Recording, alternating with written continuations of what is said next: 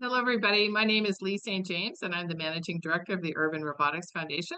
I'm delighted to be your host today for our webinar titled Managing Pickup and Drop-Off at the Curb, the PUDO Challenge with Robotaxis and PMRs, or Public Area Mobile Robots. We're going to have a panel discussion today, a couple of short presentations by Bern Grush, our Executive Director, who hopefully many of you know. And then I'm going to be happy to welcome our panelists today, our subject matter experts, and Bern is going to be asking them questions. So let me introduce the three of them and then hand it over to Bern. David Lipscomb is the Curbside Manager for the District of Columbia. David focuses on plans and policies for the safe and efficient urban movement of people and goods, addressing economic competitiveness and quality of life, a significant portion of which involves curbside management. David received the Robert James Award from the University of Maryland Urban Studies and Planning Program, recognizing his contribution to urban planning and community development. Rachel Castignoli is a lawyer and senior consultant with the City of Austin, Texas Smart Mobility Office. Rachel focuses on emerging and sustainable mobility, including strategies, innovations for biking, autonomous vehicles, and autonomous transit. Of course, much of this will interface with curbside and safety issues. Rachel just celebrated her 10th year of service to the City of Austin. And Shawn McCormick is a director of parking enforcement in San Francisco. Shawn has over 25 years of experience in the parking industry, including experience in San Francisco, Los Angeles, Beverly Hills, and as the Director of Operations for the Automated Traffic Violation Assessment Program in Saudi Arabia. He is a member of the board for the International Parking and Mobility Institute, and so I can't imagine knowing someone who knows more about the curbside than Shawn. Because many of our panelists have already begun dealing with robotaxis in their cities, our audience may hear some very interesting stories about robotaxis today. I'm going to head it over to Bern now, and thank you for listening. If you would like to enter any questions, please do that in the chat. I'll be monitoring the chat, and we have a couple of opportunities for questions. Thank you. Thank you very much, Lee, for the introduction, and certainly to all of our panelists today. First of all, I'm going to introduce in one slide a couple of current issues and dealing with pickup and drop off of passengers and goods at the curb. And these are all from taxis, ride hail, and now as robotaxis enter. We're going to discuss this issue with the panel. Then in the second part, I'm going to describe a draft ISO standard for a digital management platform that allocates scheduled access to the curb for pickup and drop off. And that would be at city specified pickup and drop off spaces. And then we'll discuss that. And after that short discussion, we'll then turn to audience participant or audience questions at that point. Let me just introduce the problem itself. When you have a lot of activity at the curb, and we're used to parking and dropping off and transit and bike parking, all sorts of things are happening at the curb. That's the busiest part of our city infrastructure in downtown is at the curb itself. And you can see all the kinds of things from circling to double parking to extra emissions, all sorts of inefficiencies that occur at the curb. There has been some notice of this problem in the last year and a half or so. There's the article that's referred to on the side here. Of course, that's from before Cruise was left this market. Of course, Waymo is still operating and others, but nonetheless, that's the problem. How are we going to manage the curb, or how is it managed now? What are all the difficulties now that we're dealing with at the curb? So, as just before we turn to the panel, which we'll do after the slide, is that I want to give you a chance to snap this screen for yourself, because rather than me ask questions and answers, we've set out kind of a dialogue that we'd like to have. And basically, I'm asking our panelists to discussing what's your current cities. Remember, we have Austin, Washington, and San Francisco with us. What are those cities' experiences with current pickup and drop off?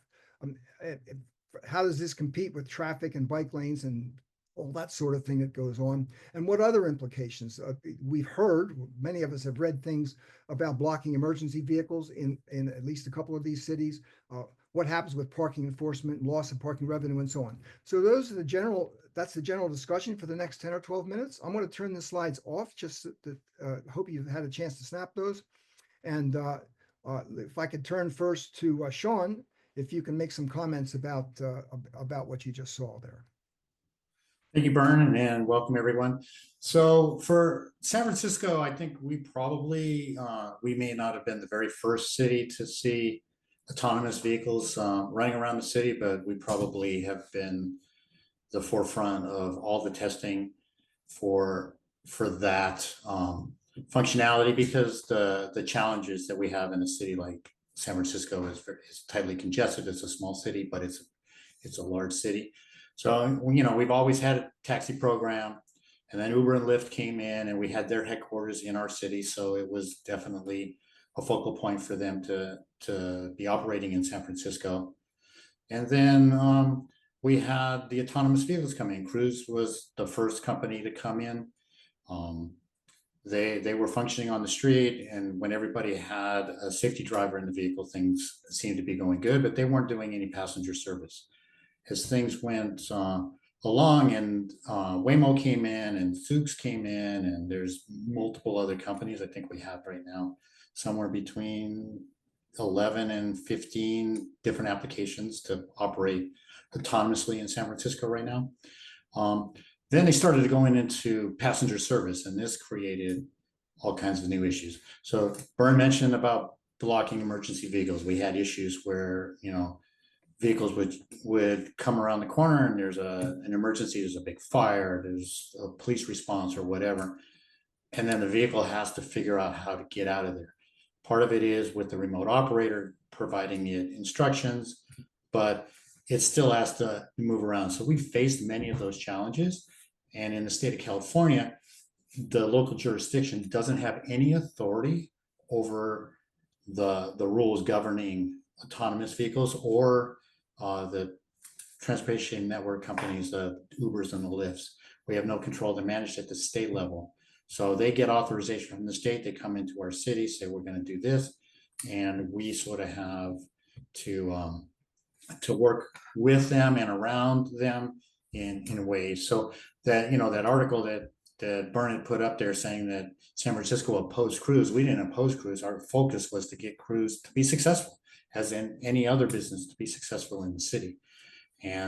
But we also wanted some compliance with the rules on the road, and not just stopping in the middle of the traffic lane, which is what we're facing, now with autonomous vehicles, maybe having a little bit more challenge getting to the curb all the time, or the customer is just going to stop and step out and the vehicle is going to stop in the traffic lane and block the street. So that's the regular day-to-day operation that we face right now with all of them, taxis, TNCs, as well as autonomous vehicles or robotaxis. So hopefully that gives us a little bit of a flavor of where we go, and then we can go.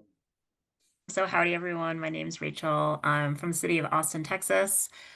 We also have robotaxis, but we have much wider streets. So we don't have quite the same problems that San Francisco has, although we've worked with San Francisco now for 2 years to make sure that we're lining up our policies and procedures to theirs, to Phoenix and to Los Angeles, which are probably the 3 cities where there's the largest robotaxi deployments right now.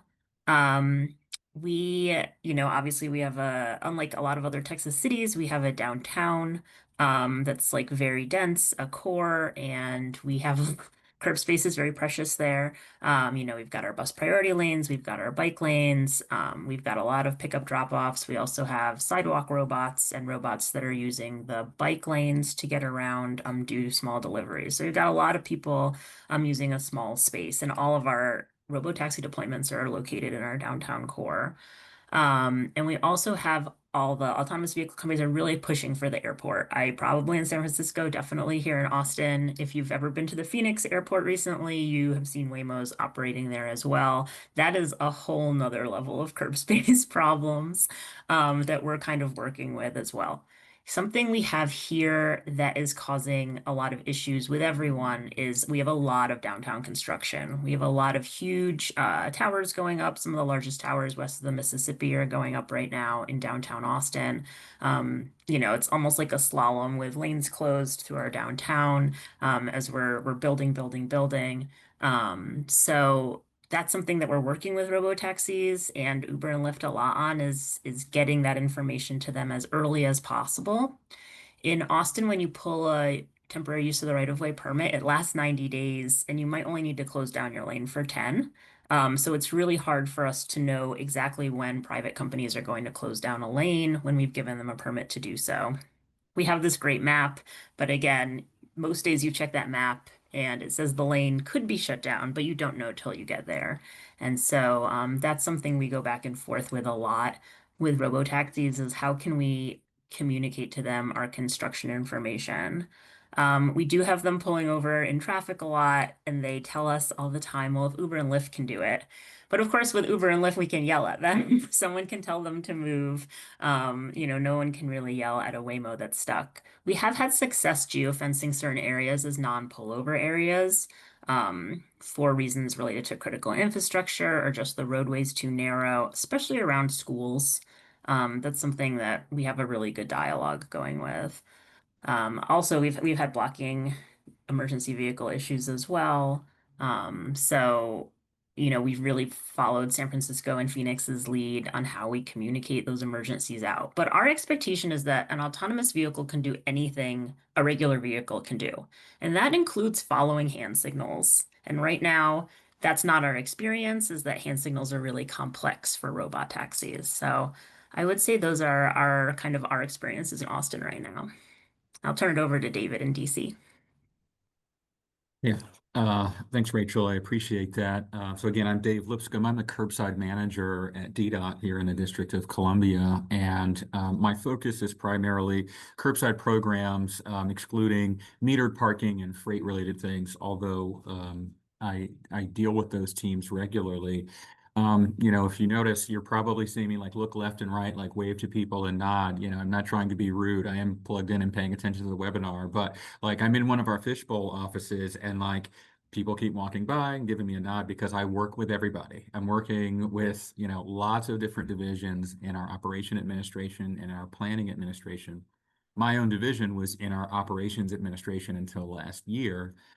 So we have a very operations focus in the things that we do with curbside management. In the last 8 years that I've been at DDOT, our division in particular has taken the approach that whomever or whatever is using the curbside should be able to follow the rules, right? Know exactly what the signage says, whether that's physical signage or it's some sort of digital signage, it's geofencing, whatever it may be. But whatever is piloting that vehicle should be able to follow those rules accordingly. And we've taken a little bit more of an agnostic approach in the last 8 years. We have done a series of pilots that were focused on passenger loading at the curb, and that started at a time when TNCs were relatively new. And we were seeing new patterns of folks trying to use the curb in areas where historically it had just been taxis as for-hire vehicles. Then we started having those TNCs where people who were sort of less experienced with that for-hire type of operation were learning how to connect with passengers. Passengers were learning to connect with drivers. A lot of times this was in a nightlife context, so you may or may not have had people who have been having fun for a few hours and may not be in their soberest of minds when they're trying to sort of navigate these things at the curb. But we've sort of gone through these iterations of totally clearing the curbside, first in a nightlife context, then in more of a sort of 24-hour cycle, and just saying like we have areas of the curb where we want folks to be able to access passenger loading. And then as the on-demand delivery services became more popular, that short-term goods loading. We were able to collect a ton of data. We collected 16,000 of our own observations and found that 90% of people were doing what we wanted them to do, in at least the spirit of the curbside. And it really was that 1 out of 10 who was creating, who could be creating an issue at the curbside. That has helped us develop our ideas about how we want programming to work and what our expectations are of users. We are transitioning into not transitioning in terms of testing autonomous vehicles. I think we have testing going on with Waymo right now. Safety is the #1 concern. In our particular department, you ask folks what number one is, it's safety all the time. So that's the first and foremost thing for us. Then we start going down the chain about highest and best use, what we want those actual operations to look like. And I think we have found a lot of success in finding programming that is intuitive to humans. How does that translate into the autonomous environment? And how do we get both humans and robots to work with each other well and in ways that are predictable and understandable? So I think we're excited for the future. We are also, looking at automated enforcement at curbsides because we recognize that there are contexts in which the current human enforcement is not sufficient.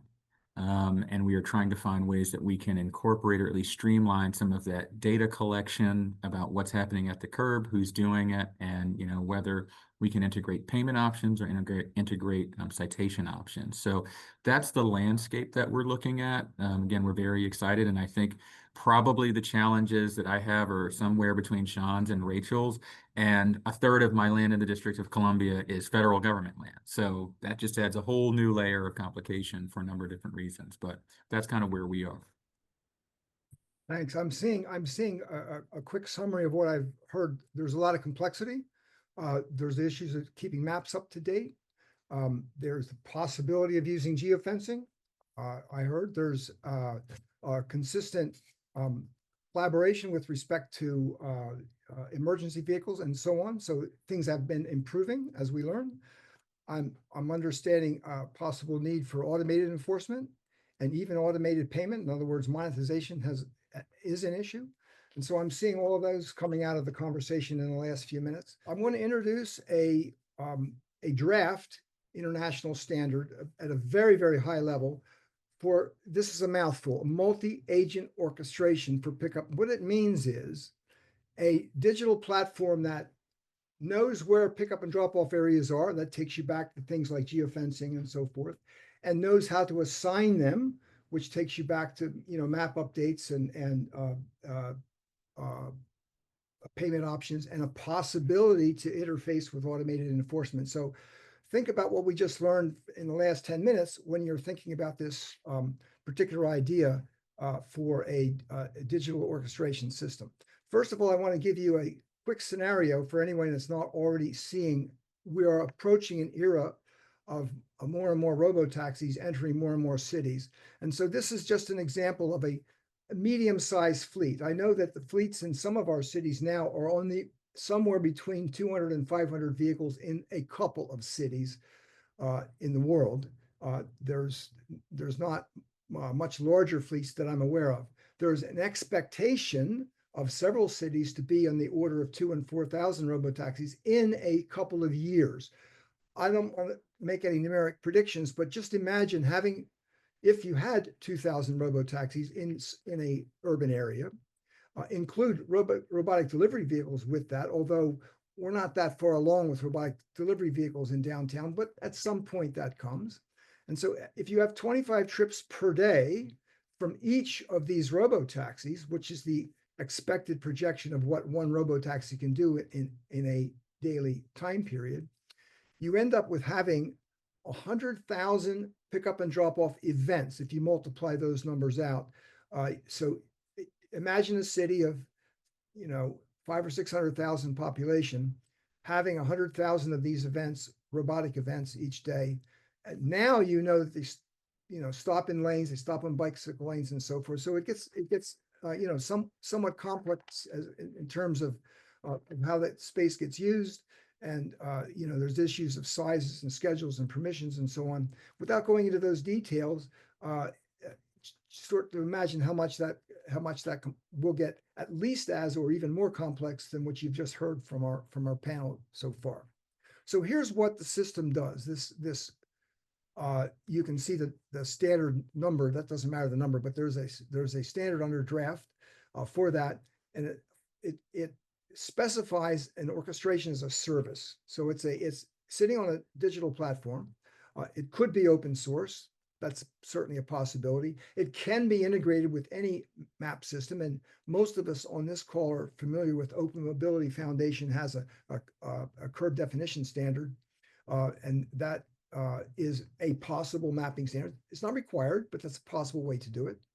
And the concept is that a traffic authority controls this platform. So you hear from each of the cities that we have on our panel today, those cities would control this platform. But when I say control, they would say where the PUDO spaces are, what those schedules are, what the monetization is or not, and all that sort of thing. And that same traffic authority would be enforcing, because the platform can't control scofflaw parkers who might use these spots. So this would introduce not only a new way to control these spots, but it also introduces an altered enforcement method. But it still requires enforcement. So David mentioned automated enforcement.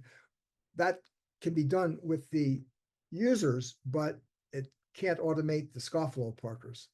So we have to keep that in mind. In any case, let's point out that this is for multiple fleet operators, and how it works is any of the multiple fleet operators. So on the left is a fleet operator, not a vehicle, it's a fleet operator. So that on the left might represent a couple thousand robotaxis. And that firm needs a spot, and it asks that orchestrator, that traffic authority orchestrator, it says, I need a spot. And it says, here, use this one.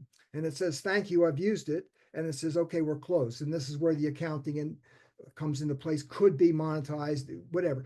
We can have records of who's using what, not who as in the passengers, but we know which vehicles are using where, and that provides mapping services to the city, feeds into things like the CDS, for example. And of course, it implies the ability to use machine learning to get smarter and smarter how this is assigned. This is a very, very simple example, and the world never works this way. You heard that from David, this 90% of people behave, and we expect this to happen 90% of the time. What about the other 10%? So we need a spot. Here's a spot. I can't use that spot for some reason. Doesn't matter why. The vehicle operator rejects it. Here's another spot. Oh, well, I'm on my way there, and I have a time change. I've been stuck in traffic. I need to change my time. Okay, here's another spot. It's because you can't have that same spot left open. Oh, I got there, it's unusable. I don't know, a tree fell over, a car parked, or something happened, I can't use it. Oh, here's another. And so the system permits that kind of negotiation. This is kind of an ugly circumstance. It's not supposed to go on like this. And there's a limit to it. The traffic authority sets a limit to this. Otherwise, you have infinite loops and so forth. But that's the kind of system that we're talking about. It's all in the cloud. It's all messages going back and forth between an automated orchestrator and an automated fleet operator. There's no passenger involvement in any of this. And the only time you need human involvement if there's a breakdown in the system, or you need enforcement of the spots because somebody is parked in one of the PUDO spots. So this is not human free, but it's automated when it works, is the idea. So there's lots of kinds of things that the system can do besides the examples that I just showed you. I don't want to belabor this. I want to move on and just say how it works as an ecosystem is that there's mapping locations, and at least one of our panels spoke about that. We have to manage these. So either there's a PUDO management system as I've just described, and that one would be based on that international standard and can use an orchestration as a service, for example, which is what we're proposing or what we're designing here. City council decides whether there's monetization or not. That's permitted, or it's managed through the PUDO platform, but it's not required. In other words, the standard is silent about that, but it permits that. And then, of course, there's enforcement. Again, the standard is silent about enforcement. Again, so you'll see that almost all the work is still back with the traffic authority. So it doesn't relieve the city of those issues, but it automates the assignment and addresses things like the system can be kept up to date with respect to what construction is going on, for example. That would be an easier one to do. To keep it up to date with what emergency events are going on, that's a possibility, but that's really high speed, real time stuff. So that takes greater skill and effort to do that, but it's possible as well. So last slide, there would be a traffic authority, as you can obviously see. There is a regional orchestrator. That was what I've been just describing. And of course, there's multiple vehicle operators. It sits on a platform of some kind. And there would have to be possibly an integrator. It could be done by the traffic authority themselves, or they would have in some cities an integrator dealing with the PUDO spots and the mapping and that sort of thing. Let me stop there. And having described that concept, let's look at another series of questions. Again, please help yourself to a screenshot. And the idea, well, I'm asking the panel now, oh my God, how hard is this going to be to conform to? How hard do you think the vehicles are going, like, how do you see the robotaxi companies, possibly even Uber and Lyft, although machines are easy to manage. Like you can tell a machine to go somewhere, it'll go there to that spot. But it's hard to have a human driver behave exactly as this system is assuming. It doesn't mean it can't be used. It just means it'd be harder to enforce. And how would we roll this out? How do you want, would you use flexible spots? Like sometimes of the day, when I say flexible, at some portion of the day, it's for human drop off. At other portions of the day, it's for goods and services. So is it loading zone? Is it passenger zone? So on. How would you want to think about citations? Do you want to automate them, or you still want to have humans and so on? So we don't know the answer to all these things. That's why I'm putting it out to the panel to think about these. And how do you think this might scale? Of course, you have 100 or 300 robotaxis now. What happens when there's at least one city, Dubai in the UAE, that says we're going to have 4,000 by the year 2030? That's a lot of robotaxis. That city has 6 million people, but it's a lot of robotaxis still. They're going to have more to satisfy the requirement, but nonetheless, think about those numbers. And just imagine at some point in the future, if it's 15 years from now, there's 20,000 of these in your city. Really? Like, how is that going to work? Anyway, I'll take this off, and I think we're going to ask Rachel to get started with this. It is for us maybe shockingly hard to get AV companies to work with us on things. I don't, it depends. I don't want to, it's just hard. And that is because a lot of their information is proprietary. So we just had a meeting this morning about a V2X project we're working on between our fire trucks and Volkswagen AVs. And for us, that has to be a one-way communication, and we cannot give Volkswagen or any AV company access to like maybe where all of our fire and police trucks, our police vehicles are for security reasons and things like that. So cybersecurity is often like cities are very, very low tolerance of risk there. So I think that's always going to be something that keeps us from doing smart infrastructure. Even something as simple as like AI controlled signals or things like that, which is something I also work with. Like everyone's always like cybersecurity, and then there's the risk. The other thing that's hard for cities, because none of these AV companies are paying us or giving us any resources, is like having to set up and maintain a system, right? Which we would have to really strongly maintain. I think probably a lot of cities struggle to maintain their regular infrastructure, their signals, their striping, their signs already. So it's always a hard sell to say, we're going to put some smart infrastructure in, some V2X connectivity in, and then we're going to have to maintain it. And, do we bring in an expensive consultant? Do we try to do it in-house? I would love to have more, city AV or everyone like bike share, scooters, stuff like that. And we do geofence our micro mobility. So we are to some extent trying to do this little by little. Keeping right now, you can't take micro mobility in certain parks on our, main trail downtown or within the state capitol in Austin. So we're same with drones, right? We've geofenced our drones outside of critical infrastructure. So we have all these piecemeal rules. And I do think a really good policy process that's less of an infrastructure process is to start combining all of these rules into what kind of vehicles do we want where, when, and how do we make that holistic instead of saying like no drones here, no micromobility here, no AVs here during pickup drop off for school. Like right now for pickup drop off for school, our road rules change for 25 minutes a day, twice a day outside schools. So really trying to put together one big holistic policy where right now that's dealt with by a lot of different silos in our city. And I'm sure, oh, maybe other cities have solved that. I'd love to hear. Really informative. Think there's a lot of interest from a lot of different sectors in transportation planning, and I think that works in our favor. Like I said, our number one thing is safety from the curbside management perspective. We have, again, taken the agnostic approach to say, these are the rules in our curbside space. Please follow them. If not, we have enforcement that will be designed to encourage you to do that. And we have an adjudication process in the event that we make a mistake. And so the challenge, right, is articulating policy, business rules. It's not actually, I wouldn't even say it's the policy as much as business rules, right?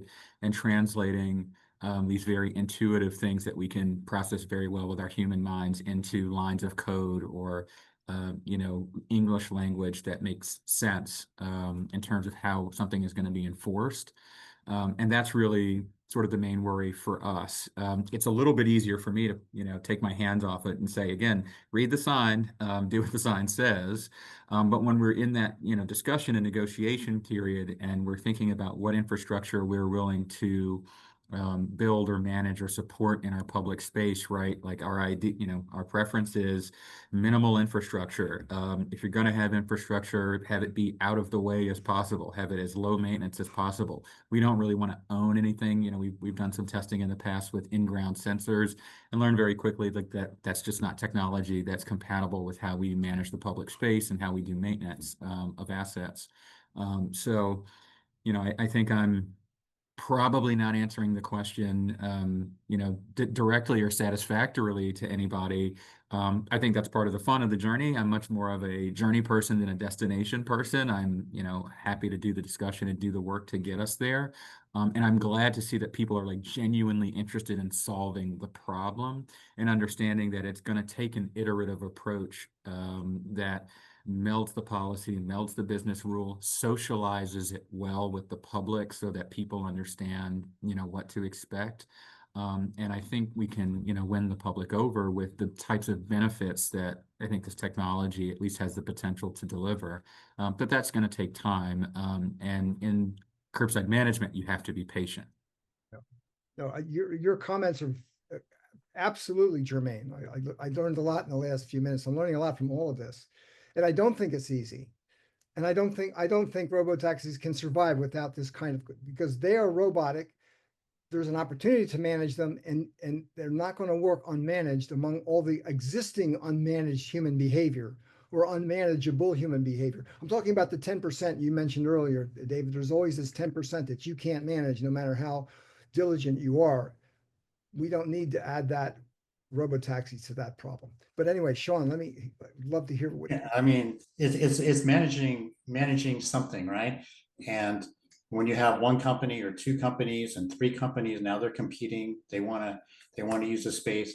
We get the understanding of trying to orchestrate the movement of them, and so there's a single place. But the fact that they're making a pickup or a drop off, they don't want that data shared with somebody else in another company, as Rachel said, because we don't want people to have a sense of how busy we really are. We're not busy. If we're saying we're doing so many trips a day, and maybe we're not really quite to that number, but we don't want, there's a lot of reasons why. There's funding and other stuff that comes based on how well you're doing. We've been working with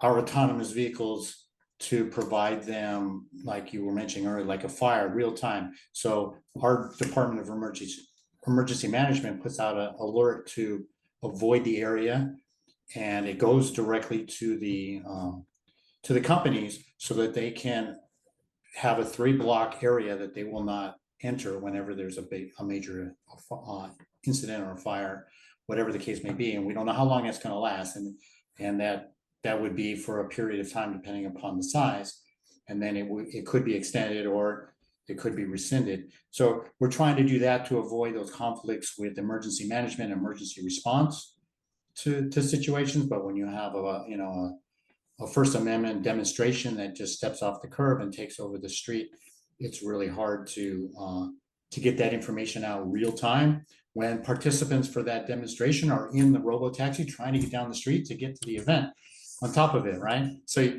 the combination of all of those things coming together are always a big challenge. So, you know, when you designate curb space, and David and Rachel both know this, you designate curb space for a certain purpose. That doesn't mean that 10% that's not using the curb space the way it's supposed to be, you know, as your population gets bigger, 10% becomes a big number, right? And, you know, when you're talking about Dubai having 4,000 robotaxis, you know, and all of these vehicles running around 20, now they hit the 20,000, and all those vehicles need a place at the curb. And then there's still, you know, 5 million other people that are moving around in Dubai trying to get around to use the rest of the spaces. And they go, well, that's an open space. I'm just going to pull in and stop. Yep. I'm not going to be there very long, so it won't be a big deal.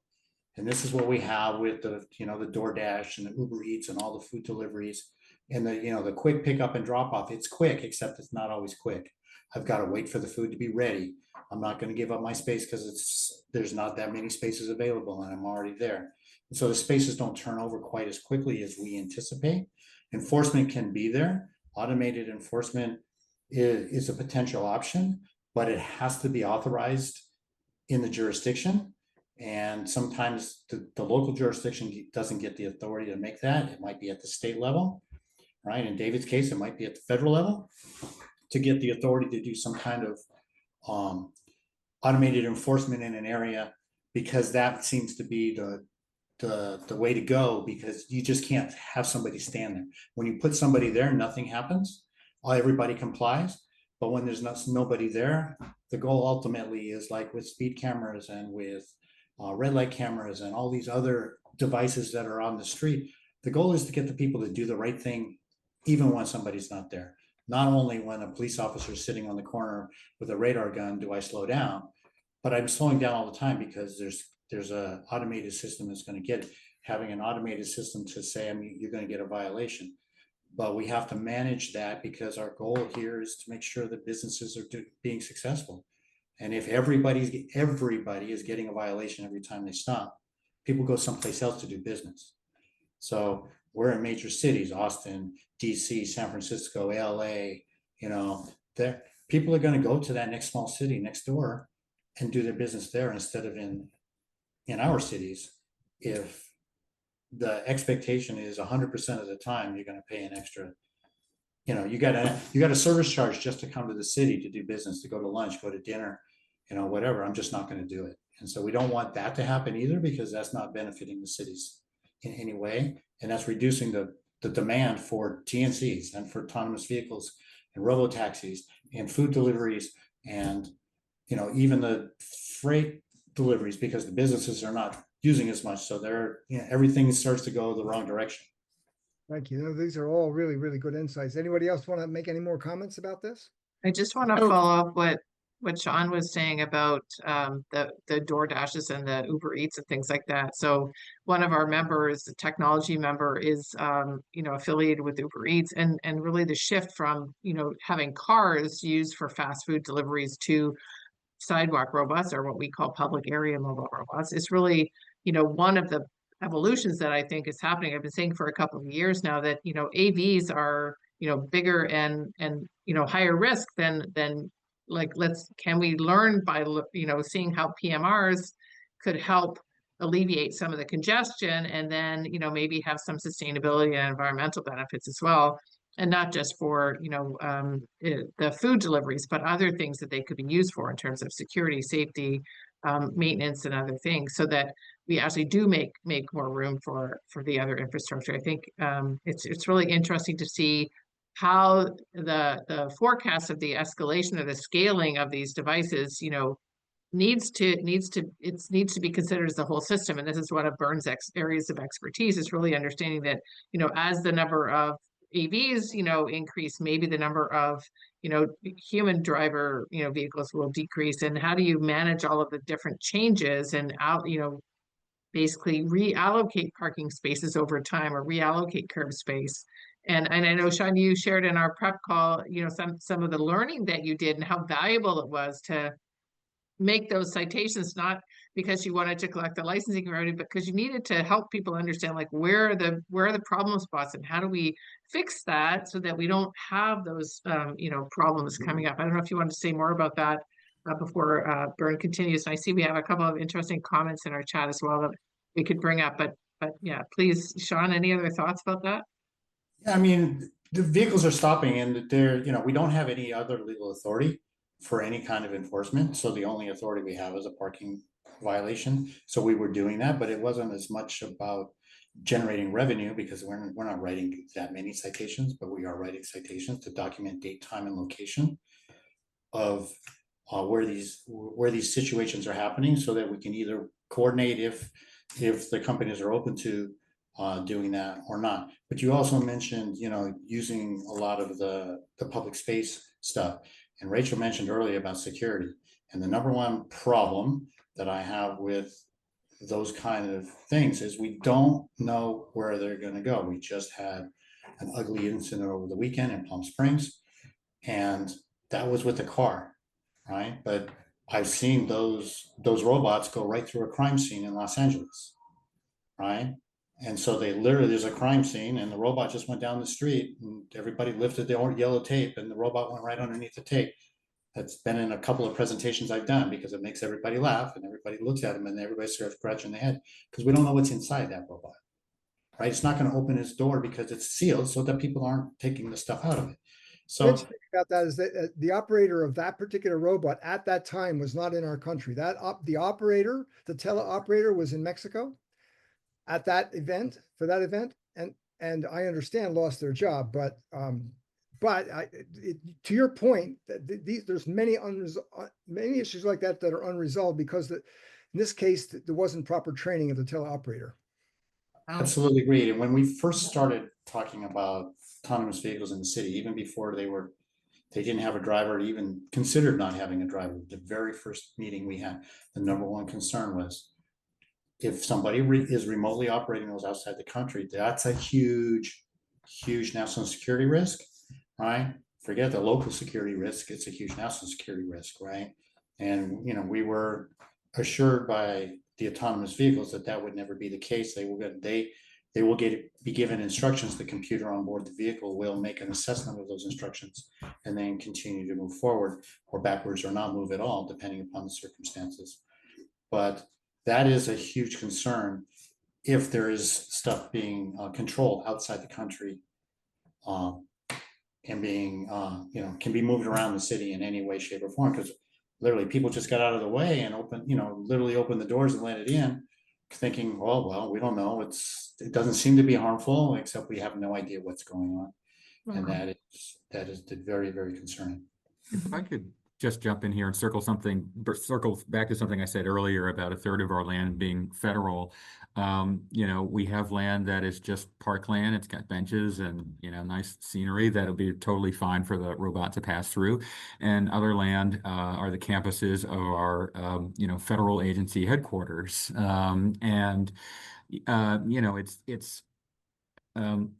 The folks that manage the security of those buildings are professionals. I really want to stress that because you occasionally hear on the news that somebody tries to breach a perimeter and Secret Service or Capitol Police swarm all over them. We've had some unfortunate incidents, where they've had to discharge firearms and things like that. But the reality is, they are very professional police and security forces that are just doing their best to sort of, protect these national monuments and different kinds of buildings and things like that. They're not going to freak out, most likely, if the robot, strays into that perimeter when it's not supposed to. But we really want to avoid that happening, right? People do it all the time. They come from all over the country. They don't, know where they're walking, and somebody politely tells them, "Sir, ma'am, sorry, this is a restricted area. Please use the other side," or the entrance is somewhere else. But right, that's something that we're thinking about because we've got lots of federal agencies that we are working with, and we want to make sure that they are comfortable with the policies that we are instituting. Well, I do see that we have a number of interesting comments in here, and thank you, Armand, for your comment from Seattle about the 911 alerting system for AVs and other connected fleets. So I know that the mobility data specification work that's being done, and thank you for providing that link there. If anybody wants to connect to that, that sounds great. Peter, I see that you have your hand up. Please go ahead. Yeah. Thanks very much. Peter Jones, I'm based in London. I'm an academic there. One thought about the extent to which the operators have to specify their requirements or the conditions. I'm talking from a London point of view, which is obviously different, but thinking of three things. If you're doing delivery, obviously you need a different curb length if it's an articulated lorry or if it's a small van. A second example would be you might have a robotaxi, but if it's got somebody in a wheelchair, you need to drop them off where there's a drop curb so they can get on the curb. Or we have things like with our pubs, you know, the trucks delivering the beer barrels have to be very close and also if they're doing chilled food, they have to be very close for health and safety reasons. So are you, in your ISO spec, are you going to set the dimensions for things you think ought to be considered? Yeah, all that's considered actually more, you know, whether you're moving hazardous goods, because there may be some PUDO areas that you do not permit hazardous goods. There may be some areas that you do not permit that at a certain time of day. I just use that as what's not everybody thinks about hazardous goods, but that's included. But absolutely, the wheelchairs are because some wheelchair devices have side entrance and some have rear entrance, so even that's considered. So it's quite involving all of those different aspects. And any of our members, which includes you, Peter, can look at the spec and tell us what we're missing. So that's, you know, because we draft that spec for the ISO, so anything that's missing can be put in. But we think it's very, very inclusive so far. But thank you. So maybe that's a good segue then, Bern, if you wanted to pull up the last few slides. We do have, you know, an invitation to anybody on the call to join us as a member. Bern is the global lead for drafting the ISO standard for both the 4448 for public area mobile robots and also for the next slide is good, for the pickup and drop off. We actually have three upcoming events that I wanted to highlight for you. These are all on our events page of our website. Hopefully we timed this session well for the upcoming NACTO Designing Cities Conference, which is in David's hometown. And so NACTO, I'm sorry, I forget what it stands for, but maybe one of you can tell me. But it is related to that. Can you go back? Yeah, thanks. And then in June, I'm actually going to be in Sweden, and thank you to one of our guests today, who's I'm going to hopefully meet there in person. So there's a responsible AI workshop. And robots in public. So two of the speakers that we had back in our January webinar about human-robot interaction have invited us to represent the Urban Robotics Foundation at their event, along with the Swedish National Transport Organization. And then on June 25th, we're actually having a workshop. It's free for members and $50 a person for non-members. And that's really related to basically what's your next step after attending this workshop? How could you know, where would you go? And our suggestion is to think about how you might develop a regulatory roadmap and start preparing for these things. Thank you, Rachel, National Association of City Transportation Officials. That's what NACTO stands for. Thank you very much. And DDoT will be doing several workshops, apparently. Again, I'm reading from the chat. You're welcome to follow along. And then David's going to be leading a session on performance parking program in the stadium zone, which is fabulous. And Armand is also going to be talking at that event. So very good. You'll be able to meet many of our members at the event, leading an AV panel called Rise of the Robot. So that's awesome. I wish I could go to that. I am not going to be available for that, unfortunately. Daniel has mentioned that some cities, Abu Dhabi, Tokyo, and Amsterdam, are getting better and better live 3D digital twins of their cities, making more complex automations possible. So that's great to know. And Daniel, look forward to meeting you. I know you and Bern have been talking a lot lately, so look forward to that. Bern, maybe the next slide. So obviously our executive guide to public area mobile robots is available as a free download on our website, and we invite everybody to grab a copy of that and share it as widely as possible. We are starting to realize we don't need to define the term sidewalk robots or personal delivery devices anymore. We are getting more traction on this term that the ISO uses, which is public area mobile robots, or PMRs. So we're excited about that. And then the next slide, Bern, is just really, I think, a little shout out to please, consider membership. We have 4 different levels, and it's really super easy to join. just clicking those links on our website. And we look forward to expanding our network and sharing best practices like we heard today on our call. And then I'm seeing lots of great stuff in the chat, so please scan through that. So Rachel said in the US, MUTCD does have guidance on signage for robotaxis. That's awesome. Thank you. We will definitely look into that. And then IPMI will be in Louisville. Shawn, can you remind us what IPMI stands for? That's the yeah. International Parking and Mobility Institute. Awesome. Perfect. Thank you so much. You're welcome. And then the last slide, we'll just say a big thank you to our members and supporters. And thank you everybody for participating in our webinar today. We're going to stay on for another 5 minutes or so to answer any questions that pop up, but I didn't want to rush out before thanking our members and sponsors and our panelists for an amazing conversation. Thank you everybody for joining today.